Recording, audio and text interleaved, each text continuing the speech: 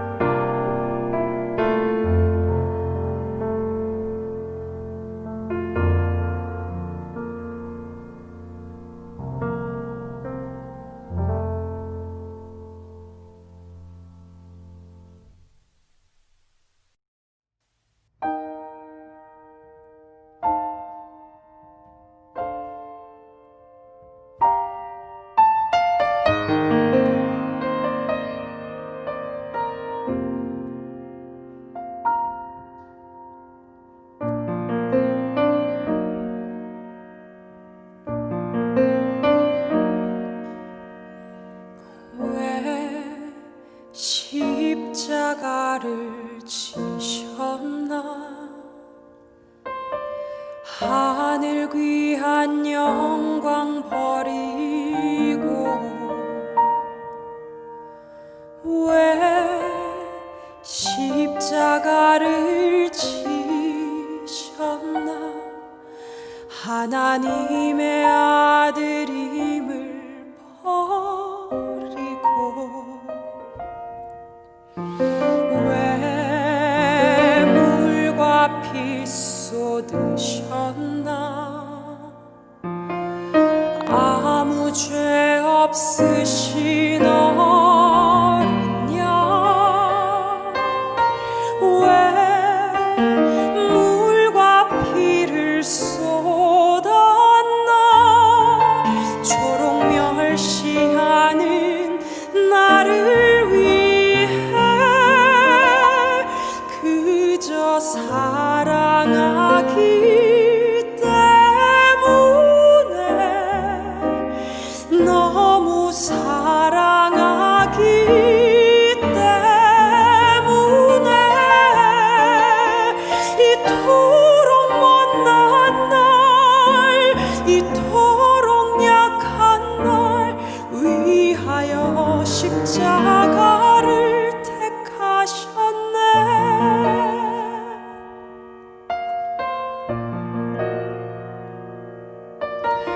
왜 물과 피 쏟으셨나. 아무 죄 없으신 어린 양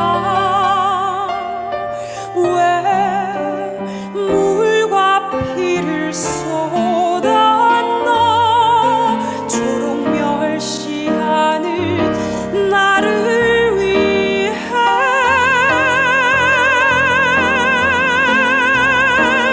그저 사랑하기 때문에, 너무 사랑하기 때문에 이토록 못난 날, 이토록 약한 날 위하여 십자가를 택하셨네. 수도 없이 주를 부인했는데, 아버지의 곁을 떠나 방황했었는데, 주를 향해 돌 던질 때 나도 함께 있었는데, 사랑받을 것 하나 없는데 왜 날 위해 그저 사랑하기 때문에, 너무 사랑하기 때문에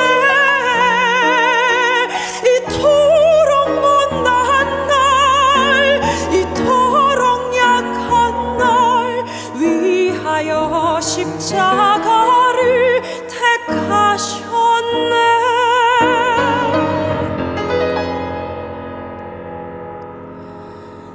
이토록 못난 날, 이토록 약한 날 위하여 십자가를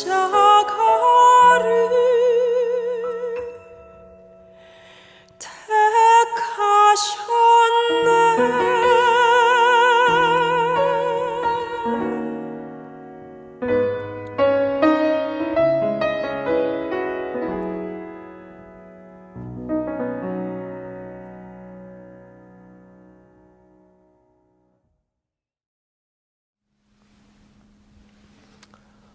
여러분들 평안하셨습니까?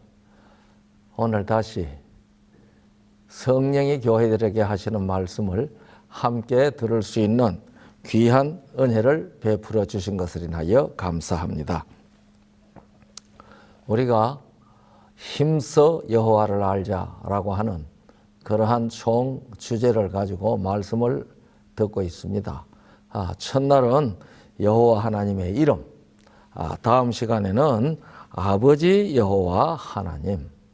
그래서 하나님을 우리가 아버지로 부르는 것은 우리가 그 아들로서 하나님과 우리의 사이가 혈연 관계라고 하는 사실을 나타내 주는 것이고, 이것을 우리에게 증명해 주는 문서가 족보이기 때문에 성경에는 이 도덕적 삶에 대해서 이야기하는 것이 중심이 아니고 우리가 하나님과 존재와 생명의 관계를 형성해야 된다는 것을 가르쳐 주는 기별이기 때문에 이것을 우리에게 이해시키기 위하여 족보를 길게 우리에게 기록해 주셨다는 말씀을 어제 들었습니다. 그래서 하나님께서 당신의 자녀들을 혈연적 피부치 같은 관계를 가지고 그 잣대로 잰다 하는 얘기를 말씀을 들었거든요. 이 얼마나 놀라운 사랑입니까? 이제 오늘은 아들 여호와 하나님, 이런 제목으로 우리가 말씀을 듣겠습니다. 왜 아버지라고 하고 아들이라고 하는가? 이 세상적인 판단으로는 부자 관계라고 하는 것은 서로 다른 것이 아닌가, 이렇게 생각을 할 수 있습니다. 그런데 우리가 이 신학적으로 아버지와 아들과 성령, 이 삼위를 일체라고 해서 삼위일체라고 하는 말로 표현합니다.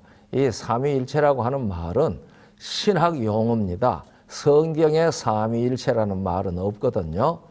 그런데 성경에는, 구약 성경에는, 신약 성경의 아버지 하나님이라고 하시는 분은 그냥 여호와, 우리가 신약 성경에서 아들 하나님, 말씀 하나님으로 나타나신 분을 구약 성경에서는 여호와의 사자, 신약 성경에 성령으로 계시되신 분을 구약 성경에는 여호와의 신 혹은 여호와의 영, 이렇게 구분해서 나타냅니다. 그런데 왜 각각 다르게 나타내느냐? 일체인데, 그래서 이것을 만약에 전부 다 여호와라면 하면은 우리가 신약 성경에서 아버지라고 하시는 여호와인지, 말씀 하나님 아들이라고 하시는 여호와인지, 성령이라고 하는 여호와인지 읽는 사람이 구분을 못합니다. 사람들이요. 여호와 하나님 세 분 사이에서는 얼마든지 구분이 되지만은 우리들에게 똑같은 이름으로 나타나면 누가 누군지 이름만 봐서 구분을 못하지 않습니까? 그렇기 때문에 하나님께서는 우리가 성경을 읽을 때에 삼위 중에 어느 분인지 알도록 하기 위해서 그렇게 여호와의 사자, 여호와의 신 혹은 여호와의 영, 이렇게 계시해 주신 것입니다. 그런데 때때로 여호와의 사자가 그냥 여호와로 나타내신 장수도 있습니다. 우리가 요한복음 1장 18절을 보면은 원래 하나님을 본 사람이 없으나 아버지의 품속에 있는 독생하신 하나님이 나타내셨느니라, 이렇게 말씀하셨거든요. 그러니까 구약 성경에 사람들에게 나타나신 여호와는 독생하신 하나님, 말씀 하나님이시라는 사실을 요한복음 1장 18절 말씀에 의해서 우리들은 확인할 수가 있습니다. 그런데 이 말씀 하나님, 그분은 여호와의 사자로 나타났는데 가장 대표적인 장면이 출애굽기 3장입니다. 모세가 시내 광야에서 양떼를 먹이고 있을 때 그 호렙산 산기슭으로 양을 먹이러 갔을 때에 그 산기슭에서 나무에 불 붙은 것을 보게 됐거든요. 모세는 목자지 않습니까?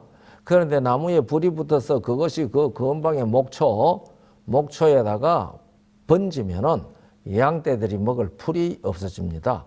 그러니까 아마도 제가 그 장면을 그림으로 그려보면은 급히 이 불 끄기 위하여 달려가지 않았을까, 저는 그렇게 생각을 합니다. 그렇게 달려가다가 보니까 불은 안 꺼지고 나무는 안 타고 불은 안 꺼지고 그런 장면이거든요. 그래서 모세가 깜짝 놀랐습니다. 그런데 2절에 보면은 여호와의 사자가 떨기나무 불꽃 가운데서 그에게 나타나셨다고 기록되어 있습니다. 그러니까 모세를 만나신 분은 여호와의 사자입니다. 그런데 그 다음에 4절에 내려가 보면은 여호와께서 그가 가까이 오는 것을 보시고 이렇게 기록하고 있습니다. 그리고 하나님이 그에게 말하시기를 이렇게 기록되어 있습니다.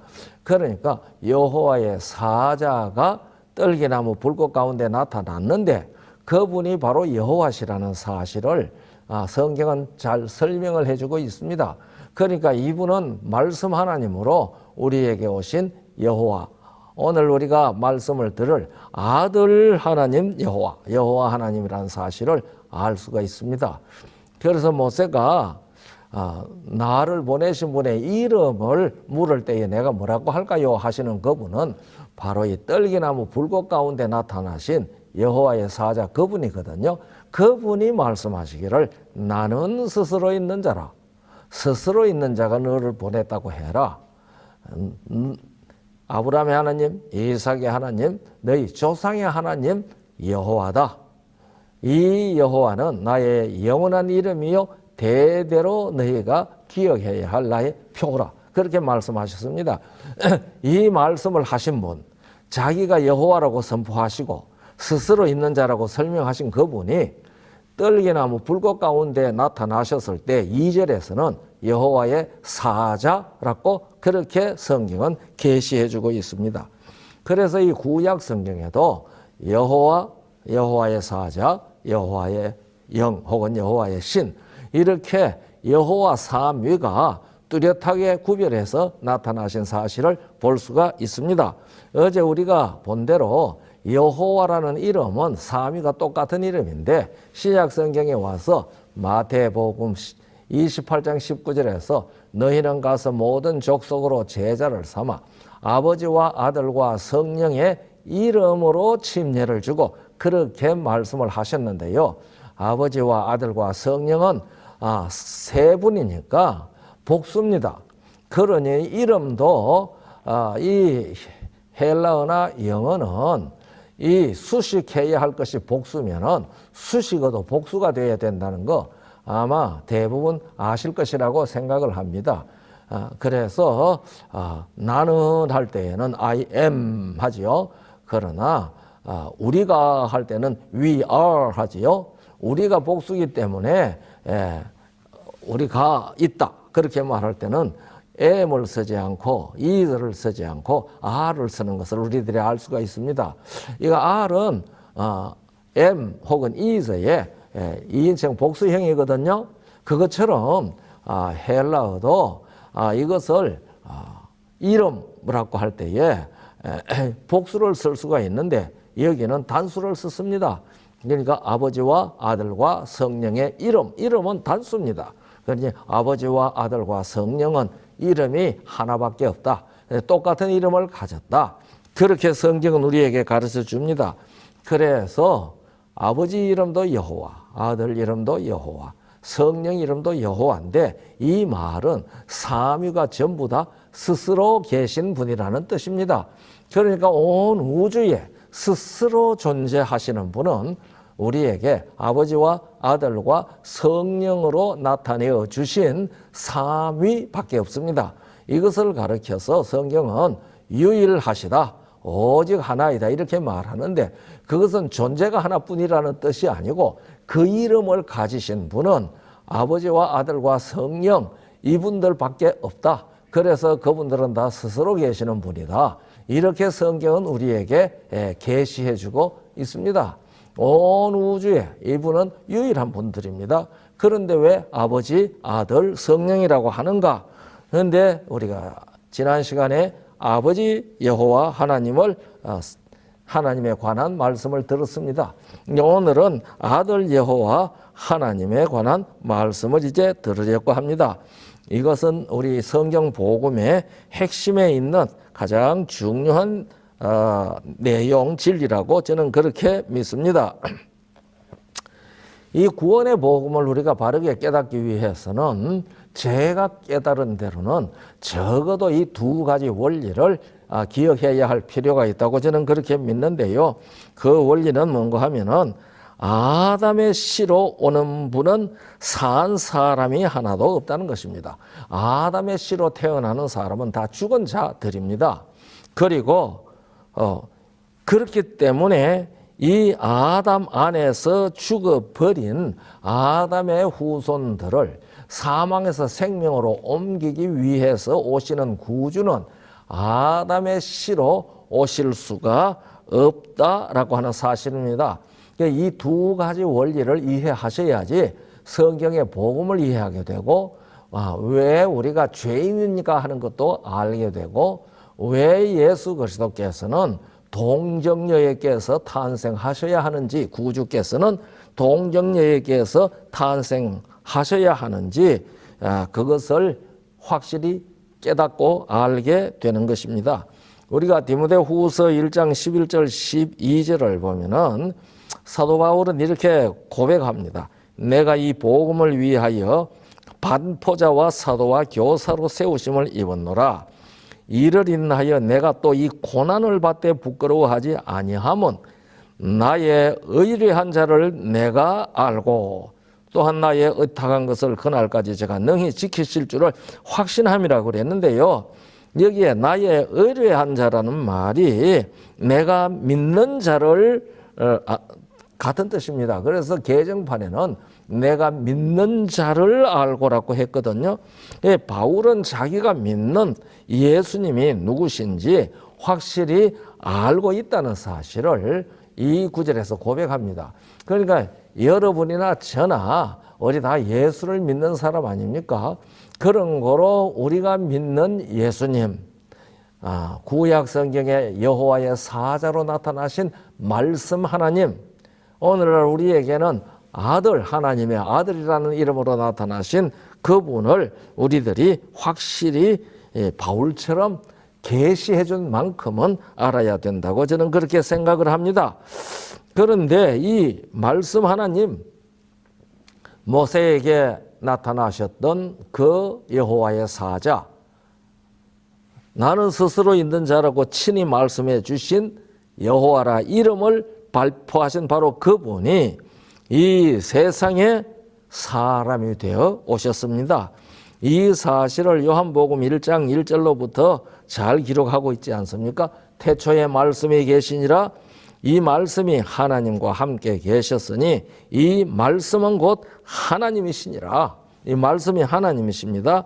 그가 태초에 하나님과 함께 계셨고 만물이 그로 말미암아 지은 바 되었으니 지은 것이 하나도 그가 없이는 된 것이 없느니라.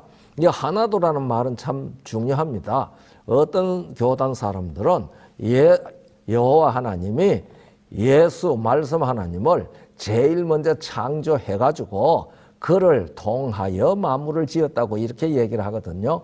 그 사람들은 예수님 말씀 하나님도 여호와 하나님이 창조한 피조물이라고 주장을 하는 겁니다. 그런데 이 3절은 그렇게 말씀하고 있지 않죠. 요한복음 1장 3절은 만물이 그로 말미암아 지은 바 되었으니 지은 것이 몇 개다요? 하나도 그가 없이는 된 것이 없다고 그랬습니다. 만약에 예수님이 피조물이라면 예수님도 예수님이 지었다는 얘기가 됩니다. 왜냐하면 지은 것이 하나도 그가 없이는 된 것이 없다고 성경이 분명히 말씀하셨으니까요. 그리고 그분 안에는 말씀 하나님 안에는 생명이 있으니 이 생명은 사람들의 빛이라고 말씀하셨습니다.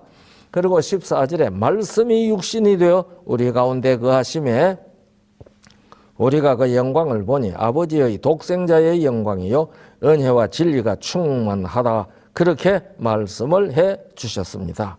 그래서 말씀 하나님, 구약의 여호와의 사자로 나타나셨던 그 여호와께서 사람이 되어 우리 중에 오셨는데 그때 나타나신 모습은 우리의 모습과 같아 보였다는 말입니다. 그래서 이사야 53장 1절로 3절에 그 이 땅에 오신 말씀 하나님, 우리가 잘 알고 있는 그 예수님에 대해서 고운 모양도 없고 풍채도 없은즉 우리의 보기에 흠모할 만한 아름다운 것이 없도다. 그렇게 기록했습니다. 보니까 그 사람이나 내나 사람이라고 생긴 모습이 똑같다. 그런 얘기죠. 그런데 오히려 그는 멸시를 받아서 사람에게 싫어버린 바 되었고 간고를 많이 겪었으며 질고를 하는 자라. 마치 사람들에게 얼굴을 가리우고 보지 않음을 받는 자 같아서 멸시를 당하였고 우리도 그를 귀히 여기지 아니하였도다. 이런 사람들에게 대접을 받은 이분이 원래는 말씀 하나님이셨습니다. 그러니까 우리가 예수님을 하나님의 아들이라고 얘기할 때에 그분이 원래부터 하나님의 아들이라고 생각을 하면은 바르게 이해하는 것이 아닙니다. 이 구약 성경에서는요, 이사야 9장 6절에 이 아들 되신 분이 원래의 신분이 원래의 위치가 어떠하신 분이었는지 잘 가르쳐 주고 있습니다. 이사야 9장 6절에 이는 한 아기가 우리에게 낳고 한 아들을 우리에게 주신 바 되었는데 그 어깨에는 정사를 메었고 그 이름은 기묘자라 모사라. 그 다음 말씀은 우리가 꼭 기억해야 할 중요한 말입니다. 전능하신 하나님이라 영존하시는 아버지라 평강의 왕이라 할 것임이라 했거든요. 그러니까 이 땅에 오시기 전에 말씀 하나님 그분은 전능하신 하나님이셨고요. 영존하시는 아버지셨습니다. 그런데 이 땅에 오실 때에 아들로 오셨다는 얘기죠. 그래서 이 말씀 하나님 그분이 언제 하나님의 아들이 되셨는가? 구원의 역사, 구속사적인 입장에서는 그분이 우리를 구원할 것이라고 창세 전에 영세 전에 삼위 사이에 의논이 있었으니까 영원한 아들이다 그렇게 표현을 합니다만은 본질적인 입장에 있어서는 그분은 전능하신 하나님이요 영존하시는 아버지셨습니다. 그런데 이사야 9장 6절은 그분이 언제 아들이 되었는지 기록하고 있습니다. 이는 한 아기가 우리에게 낳고 한 아들을 우리에게 주신 바 되었는데 이 말씀 하나님 여호와께서 우리에게 주신 바 될 때에 아들이라는 신분을 취하셨다는 것을 이 말씀은 우리에게 가르쳐주고 있습니다. 그래서 누가복음 1장에 가브리엘이 마리아를 찾아와서 나실 바 거룩한 자는 하나님의 아들이라 일컬으리라. 누가복음 1장 26절로부터 쭉 읽어나가 보면은 천사 가브리엘이 마리아에게 나타나가지고 쭉 하는 얘기가 나옵니다. 그래서 35절 이하에 읽어보면 바로 그 말씀이 나옵니다. 나실 바 거룩한 자는 하나님의 아들이라 칭함을 받을 것이다. 그렇게 말씀을 하셨거든요. 그러니까 우리에게 한 아들로 나실 때에 한 아기가 우리에게 낳고 한 아들을 우리에게 주신 바 되었는데 그때 하나님의 아들이라는 칭호를 취하실 것을 이사야 9장 6절은 예언했고 그 다음에 누가복음 1장에서는 그 예언이 마리아를 동정녀 마리아를 통하여 성취된다고 하는 것을 보여주셨습니다.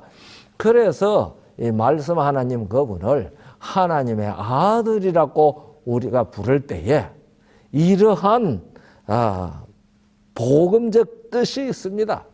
이 사실을 바울은 빌립보 2장 5절 6절 7절에서 자기를 비어 종의 형체를 취하셨다고 이야기를 합니다. 그래서 역사적으로 예수께서 자기를 비었다고 하는데 도대체 무엇을 비었느냐? 이것이 논의가 많습니다. 신학자들이 그걸 가지고 논의를 합니다. 그러니까 비운다는 말이 케노시스가 돼가지고 그것을 케노시스설이라고 그러는데요, 헬라 말로. 그런데 그래서 뭐 전지성을 비웠다. 왜냐하면 아들도 모르고 아버지만 아시느니라 그런 말씀을 하셨기 때문에 그 다음에 편재성 무소부재하신 것을 비웠다. 왜냐하면 팔레스틴에 계실 때에는 한국에는 계실 수가 없었으니까 뭐 이런 것들 이야기 다 했었습니다. 뭐 그런 것들도 다 이야기할 수 있겠죠. 그러나 이 빌립보 2장 5절 6절에 5절로 7절까지 하신 말씀, 그 말씀 속에 무엇을 비웠는지 거기에 기록되어 있다고 저는 그렇게 믿습니다. 자기를 비워했거든요. 그 예수님께서는 자아를 비우신 겁니다. 그분도 여호와신데 삼위 여호와가 영세전에 서로 의논할 때에 만약에 우주에 있는 지성적 피조물 중에 누군가가 이와 같이 범죄로 말미암아 여호와 하나님의 생명에서 떠나버릴 때에 누가 그를 구원할 것인가, 그런 이야기를 할 때에 말씀 하나님께서 내가 하겠다라고 대답을 하셨다 이 말입니다. 그런데 그 세 분 여호와 중에 아무도 안 가겠다고 입 다물고 가만히 있으면은 인류가 잃어버린 바 되었을 때에 다시 회복될 수 있는 일이 없어졌을 것 아닙니까? 그래서 이 말씀 하나님께서 내가 비우겠다 그렇게 하셨습니다. 자아를 비우신 겁니다. 저는 그렇게 믿습니다. 그래서 이 땅에 하나님의 아들이라는 이름과 신분으로 구주가 되어 오셨습니다. 구주가 되어 오시는데 동정녀에게서 탄생하셨습니다. 왜 예수님께서 구주가 동정녀에게서 탄생해야 되는지 그 이유를 조금 전에 말씀을 드렸습니다. 왜냐하면은 아담의 씨로 오는 자들은 아담 안에서 다 죽었기 때문에 그렇습니다. 그래서 고린도전서 15장 22절은 아담 안에서 모든 사람이 죽었다 그렇게 말합니다. 그러니 아담의 후손으로 이 땅에 태어나는 사람은 산 사람이 하나도 없이 다 죽은 자입니다. 만약에 이 죽은 자들을 사망에서 생명으로 옮기는 그 일에 아담의 씨로 온다면 그도 죽은 자이기 때문에 그가 이 아담의 씨들의 죽은 것을 대신하여 죽어줄 수 있는 자격이 안 되지요. 그래서 구주 예수 그리스도께서는 아담의 씨가 아닌 여자의 씨로 오신다고 창세기 3장 15절에 예언을 했습니다. 그래서 여자의 후손은 그렇게 기록을 한 것이지요. 그런데 이 후손이라는 말이 영어로는 씨라고 번역을 했습니다. 원문도 히브리 말 제라인데 이 제라는 씨앗이라는 말입니다. 그러니 하나님께서 창조하실 때에 여자에게는 씨를 주지 않고 아담에게 생명의 씨를 주셨습니다. 여자는 그 씨를 받아서 기르는 역할을 돕는 배필로 창조해 주신 것이거든요. 그리고 실제 이 여자에게도 아담에게 갈비뼈를 취함으로 인해서 하나님께서 아담에게 주신 그 생명이 여자에게 간 것입니다. 창세기 2장 21절로부터 읽어보면은 여자를 창조하실 때에는 그 코에 생기를 불어넣었다는 말이 없습니다. 갈비뼈를 취하여 여자를 만드셨거든요. 그래서 아담의 갈비뼈를 취하여 만드실 때에 그 아담에게 주신 생명이 여자에게 들어간 겁니다. 그래서 고린도전서 11장 8절에 여자가 남자에게서 났다라고 기록을 했습니다. 그렇기 때문에 아담의 후손으로는 구주가 올 수가 없습니다. 그래서 아담의 씨가 아닌 다른 씨로 오셔야 됩니다. 이 다른 씨는 바로 하나님의 씨입니다. 하나님의 생명입니다. 그래서 요한 1서 3장 9절에 보면은 하나님께로서 난 자마다 죄를 짓지 아니하나니 이는 하나님의 씨가 그 속에 있음이요. 그렇게 말씀을 하셨거든요. 그러니까요, 예수 그리스도께서는 당신 자신이 여호와시지 않습니까? 당신 자신이 생명 자체시지 않습니까? 이 여호와시고 생명 자체이신 그분이 생명의 씨가 되셔서 동정녀, 남자를 경험한 일이 전혀 없는 동정녀에게 잉태하신 것입니다. 그리고 사람의 몸을 입으시고 사람과 같이 이 땅에 오셨습니다. 그리고 그분은 하나님의 아들이라는 칭호, 신분을 가지고 오셨습니다. 왜 그랬는가 하면은요, 에베소 1장 5절을 읽어보면은 그 기쁘신 뜻대로 우리를 예정하사 예수 그리스도로 말미암아 자기의 아들들이 되게 하셨으니 했거든요. 그러니까 예수님이 아들의 신분을 취하지 아니하셨으면 여러분과 제가 예수를 믿어도 하나님의 아들이 될 수가 없습니다. 그래서 예수께서는 하나님의 아들이라는 신분으로 이 땅에 오셨습니다. 그래서 우리가 예수 그리스도를 믿을 때 그분 안에서 여러분과 저도 하나님의 아들의 신분을 회복하는 것입니다. 그래서 하나님을 아바, 아버지라고 부릅니다.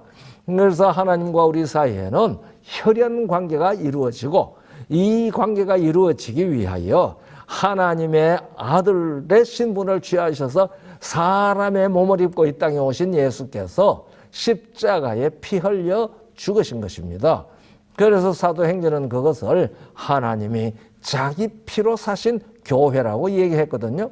여러분과 제가요, 하나님의 피로 산 하나님의 자녀들입니다. 그래서 우리는 예수 그리스도를 믿음으로 말미암아 물과 성령으로 거듭나야 하는 것입니다. 이 거듭나는 것이 하나님께로서 나는 길입니다. 그래서 우리가 하나님의 아들이 되거든요. 그래서 예수님께서는 우리와 같은 모습의 사람이 되셨습니다. 그런데 우리와 같은 모습의 사람이 되었기 때문에 예수님은 우리와 똑같은 사람이라고 생각을 하면은 그것은 성경이 가르치는 것하고 다릅니다. 우리가 요한복음 8장 23절 24절을 보면은 예수께서 가라사대 너희는 아래서 났고 나는 위에서 났으며 너희는 이 세상에 속하였고 나는 이 세상에 속하지 아니하였느니라고 분명히 말씀하셨습니다. 그러니 우리는 아래서 났습니다. 우리는 이 세상에 속한 사람들입니다. 그러나 예수님은 위에서 나셨습니다. 생명의 씨가 다르다는 말입니다. 우리는 아담 안에서 아담이 선악과를 먹고 사망이 되어 버린 아담 안에서 사망이 된 썩어질 씨로 태어난 사람들입니다. 그래서 베드로전서 1장 23절에는 너희가 거듭난 것이 썩어질 씨로 된 것이 아니요 썩지 아니할 씨로 되었다고 그랬거든요. 곧 살아있고 항상 있는 하나님의 말씀으로 되었다고 그랬는데 그래서 거듭나야 하는 겁니다. 왜냐하면 우리는 다 아담 안에서 썩어질 씨로 태어났기 때문에 그렇습니다. 그러니까 살아있고 항상 있는 하나님의 말씀으로 물과 성령으로 거듭나는 경험이 없는 모든 사람들은 썩어질 씨로 태어났습니다. 그러나 우리가 예수 그리스도를 믿고 물과 성령으로 거듭나면 썩지 아니할 씨로 태어납니다. 예수님은 처음부터 성령으로 잉태하여 나셨기 때문에 썩지 아니할 씨로 오신 분입니다.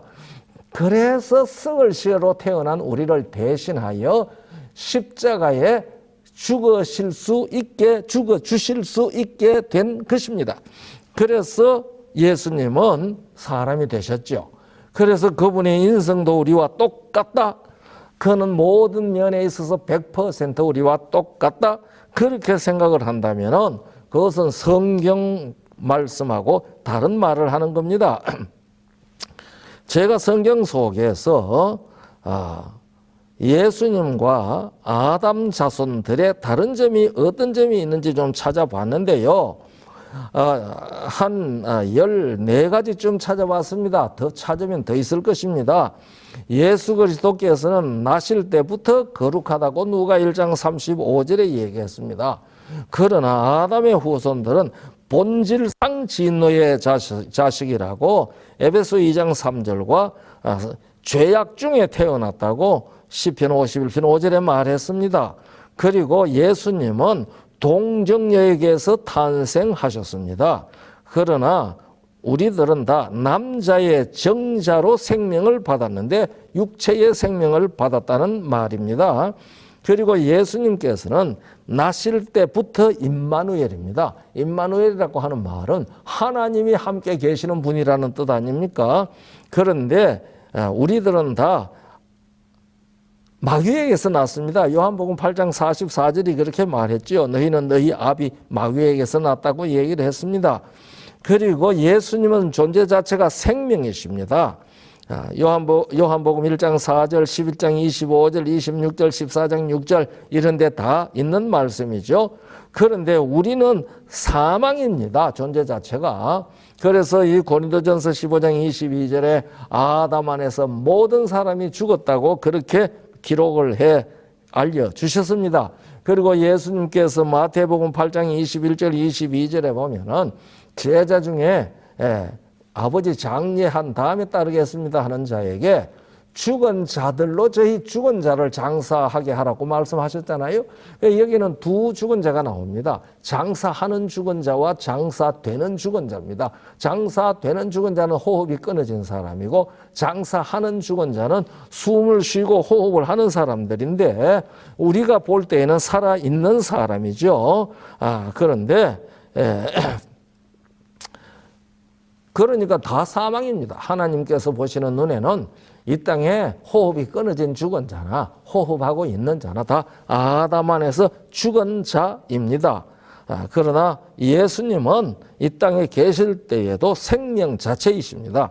그리고 예수님은 영으로 나셨습니다.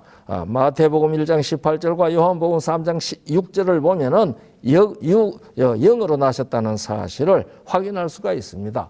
그러나 아담의 모든 후손들은 육으로 났습니다. 시편 78편 39절에 저들은 육체뿐이라 가고 다시 오지 못하는 바람이라고 그랬습니다. 그리고 여섯 번째로 예수님은 부활이십니다. 그러나 우리들은 가고 다시 오지 못합니다. 스스로 부활할 수가 없습니다. 일곱 번째로 예수 그리스도께서는 스스로 영화롭게 변형하실 수가 있습니다. 그러나 아담의 모든 후손들은 아무리 용을 써도 스스로 변형할 수가 없습니다. 여덟 번째로 예수님은 대속하실 수가 있습니다. 왜냐하면 자기는 생명이시요 사망이 아니고 죄가 전혀 없으시기 때문에 죄로 말미암아 아담 안에서 죽은 자들을 대속하실 수가 있는 것이지요. 고린도후서 5장 21절과 마태 20장 28절이 그것을 가르쳐주고 있습니다. 그리고 아담의 모든 후손들은 대속을 받아야 하는 존재들입니다. 누가 1장 68절과 갈라디아 3장 13절이 그걸 우리에 잘 가르쳐주고 있고요. 아홉 번째로 예수님은 산닫고 증거를 받은 자입니다. 히브리 7장 8절입니다.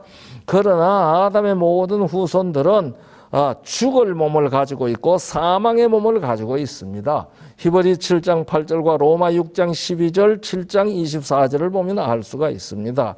그 다음에 예수님은 죄를 담당하실 수 있는 몸입니다. 베드로전서 2장 24절입니다. 그러나 아담의 후손들로 우리는 죄의 몸입니다. 로마 6장 6절입니다. 그리고 이 예수님은 구원하시는 자입니다. 마태복음 1장 21절이죠. 그러나 아담의 모든 후손들은 구원받아야 할 자들입니다. 사도행전 2장 47절과 15장 11절을 보면 나오죠. 그리고 예수님은 이미 말씀드렸습니다마는 위에서 나셨습니다. 요한복음 8장 23절 24절과 고린도전서 15장 47절 48절에 나타납니다. 그러나 아담의 후손들은 아래서 났습니다. 흙에 속한 자입니다. 이것은 요한복음 8장 23절 24절에도 말했지만은 고린도전서 15장 47절 48절에도 있습니다. 그리고 예수님은 모든 것을 아시는 분입니다. 우리가 요한복음 2장 24절 25절을 보면 알 수 있고 여러분과 저는 배우고 경험해도 다 모릅니다. 고린도전서 8장 2절입니다. 예수님은 스스로 죽지 않을 수 있습니다. 예수님 친히 말씀하셨습니다. 요한복음 10장 17절 18절에 나는 버릴 권세도 있고 다시 얻을 권세도 있다. 누가 내게서 이것을 빼앗는 자가 있는 것이 아니고 스스로 버리노라 그렇게 말씀을 하셨거든요. 스스로 버리실 뿐만 아니라 다시 찾으실 수도 있으신 분입니다. 그렇기 때문에 당신이 안 죽겠다고 하면 안 죽으실 수 있는 분입니다. 그러나 아담의 후손으로 우리들은 반드시 죽을 수밖에 없습니다. 히브리 9장 27절입니다. 그래서 예수님은 우리하고 얼마나 다르신 분인가 한 것을 성경은 이렇게 분명히 얘기를 해 주셨습니다. 그러면 예수님이 우리하고 같은 점은 무엇인가? 여자의 몸을 통하여 출생했다는 사실이 같은 것입니다. 그러나 예수님을 여자의 후손이라고 한 말하고 우리가 여자의 몸을 통해서 났다는 것은 다른 사실인 것을 아셔야 합니다. 아까 말씀드렸잖아요. 아담의 씨가 아니고 여자의 후손으로 오셨다는 것은 생명이신 당신 자신이 생명의 씨가 되어서 남자를 경험한 일이 없는 동정녀에게서 탄생하신 것을 여자의 씨로 온다고 성경이 예언을 했거든요. 그래서 창세기 3장 15절에 그렇게 예언하신 하나님께서는 이사야 7장 14절에서 처녀가 잉태하여 아들을 낳으리니 그 이름을 임마누엘이라 하라고 예언했죠. 그래서 예수 그리스도께서는 아담의 후손인 여자, 남자를 경험한 아담의 씨, 죽은 씨, 썩어질 씨를 받은 그런 여자에게서 탄생하시면 구주가 될 수가 없습니다. 그래서 이렇게 동정녀의 몸을 통하여 당신 자신이 생명의 씨, 하나님의 생명의 씨가 되어서 이 땅에 오신 것입니다. 그리고 그분은 사람과 같은 육체를 가지셨습니다. 그분의 몸이 우리하고 같습니다. 그 다음에 사람과 같은 성장의 과정을 거치셨습니다. 누가 2장 40절 52절을 보면 알 수 있죠. 그리고 예수님께서는 시장하셨습니다. 마가복음 11장 12절을 보면 그 말이 나옵니다. 그리고 히브리 4장 15절에 보면 동일한 시험을 받았다고 기록되어 있습니다. 사람이 받을 수 있는 시험을 받았다 그 말입니다. 그리고 예수께서는 피곤하셨다고 마가 4장 38절에 기록했습니다. 또 예수님께서도 사람이기 때문에 상하실 수가 있습니다. 이사야 53장 3절로 5절에 얘기하지 않았습니까? 그리고 피를 흘릴 수 있습니다. 그래서 요한복음 19장 34절에 창으로 옆구리를 찌르니까 물과 피가 흘렀다 하고 그렇게 기록하고 있습니다. 그러나 예수께서 십자가에 죽으신 것은 우리가 한 번 죽는 그 죽음하고 다른 죽음입니다. 예수님은 십자가에서 죽으신 그 죽음은 둘째 사망의 경험을 하신 것입니다. 이 고린도전서 15장 20절로 22절을 읽어보면은 그러나 이제 그리스도께서 죽은 자 가운데서 다시 살아 잠자는 자들의 첫 열매가 되셨도다. 사망이 사람으로 말미암았으니 죽은 자의 부활도 사람으로 말미암는도다. 아담 안에서 모든 사람이 죽은 것 같이 그리스도 안에서 모든 사람이 삶을 얻으리라 이렇게 기록하고 있거든요.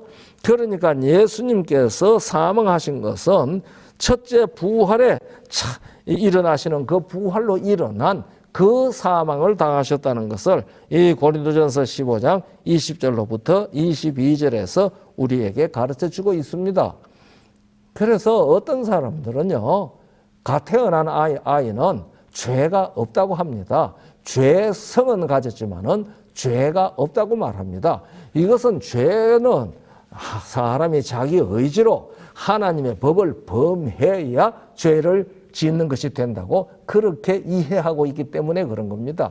그러니까 죄는 사람의 행위에 있는 것이죠. 어떤 선택을 해서 어떤 행위를 하느냐, 그것이 마치 사람이 죄인이 되고 의인이 되는 것 같은 그런 착각을 하고 있는 것 같습니다. 그러나 성경은 아담 안에서 모든 사람이 죽었다고 그랬고요. 그리고 고린도후서 5장 21절에는 하나님이 죄를 알지도 못하신 자를 우리를 대신하여 죄를 삼으셨다고 했는데 그 말은 우리를 대신하여 죄가 되셨으니까 우리가 죄 자체라는 사실을 말하는 그러한 뜻이 아닙니까? 그래서 이 아담 안에서 모든 사람이 죽은 사실 그것이 죄가 되었다는 뜻으로 고린도전서 15장 20절과 고린도 후서 5장 21절을 보면은 알 수가 있습니다. 그런데 새 자녀 지도법 475쪽에는 예언의 신의 정언이 이렇게 말합니다. 첫째 아담과의 관계에서 인류가 그에게서 받은 것이란 죄와 사형 선고밖에 없다.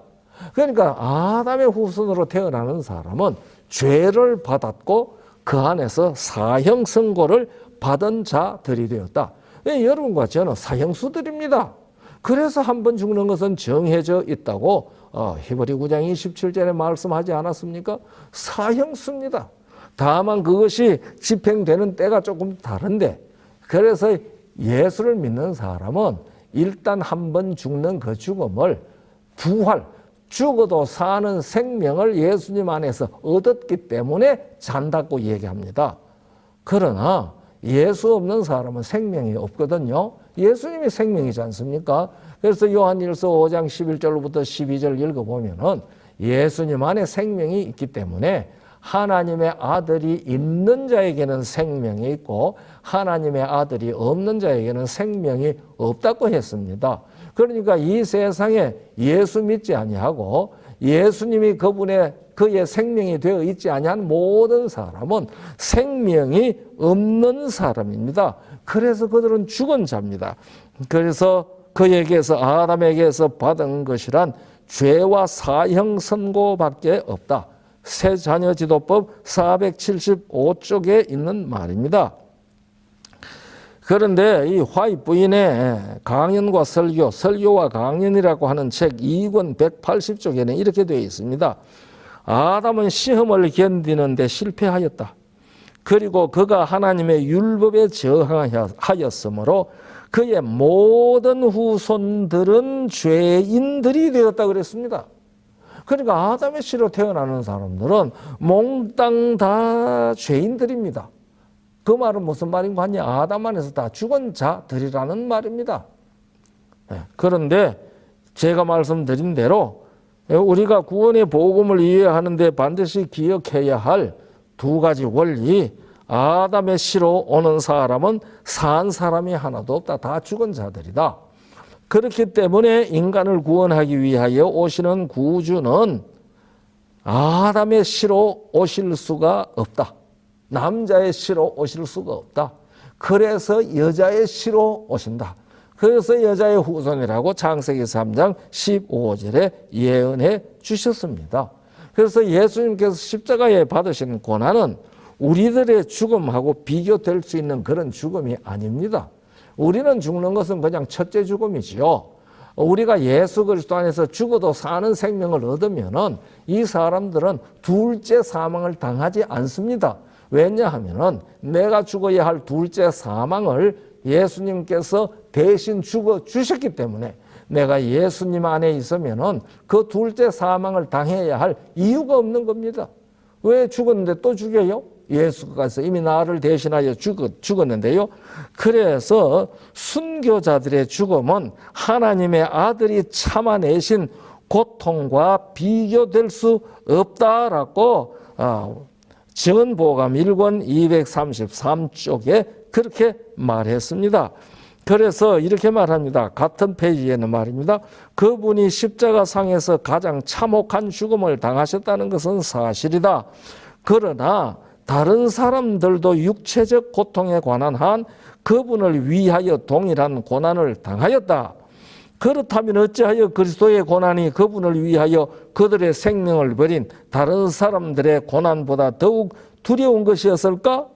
그리스도의 고난이 단지 육체적인 고통뿐이었다면 그분의 죽음은 다른 순교자들의 죽음보다 더 고통스럽지 않았을 것이다. 네. 육체적인 고통은 하나님의 사랑하시는 아들의 고뇌의 작은 부분에 불과했다. 이거에 증언보감 제1권 233쪽에 있는 말씀입니다. 그런데요, 또 증언보감 1권 220쪽에는 이런 말씀이 있습니다. 그분은 우리의 모든 약점에 있어서 우리의 형제이시나 동일한 성정을 갖지는 아니하셨다. 죄가 없으신 분으로서 그분의 본성은 악을 배격하였다. 그렇게 기록되어져 있고요. 예. 그 다음에 재림교회 성경 주석 5권 1128쪽에는 이건 신판이 아니고 전에 나왔 구판입니다. 그리스도를 우리와 같은 인간으로 만드는데 모든 인간은 경고를 받도록 해야 한다. 왜냐하면 그럴 수 없기 때문이다. 그렇게 분명히 경고하고 있습니다. 그러니까 예수님이 100% 우리와 똑같다라고 하는 사상은 전혀 성경의 사상도 아니고 예언의 신의 정언의 사상도 아닙니다. 그러면 왜 이 예언의 신에는 예수님의 인성이 타락한 인성, 죄 있는 인성 그렇게 표현을 했느냐 그런 주장을 합니다. 사람들이. 그런데 여기에 1898년 6월 9일자 우리 성경 주석 5권 1131페이지에 있는 말씀에는 이런 말이 있습니다. 타락한 상태의 인성을 자신에게 취하셨으나 그리스도는 죄에 조금도 관여하지 않으셨다. 그는 사람이 지니고 있는 연약함이나 취약함에 놓여 있으며 우리의 연약함을 느끼셨으며 모든 면에 있어서 우리와 같이 시험을 받으셨다. 그렇지만 그분은 죄를 모르셨다. 그는 흠 없고 점 없는 어린 양이셨다. 이렇게 분명히 말해서 이 엘렌 G 화이트를 통해서 타락한 인성, 죄 있는 인성이라고 하는 그 말이 무슨 뜻으로 쓰여졌는지 여기에 설명해 주고 있습니다.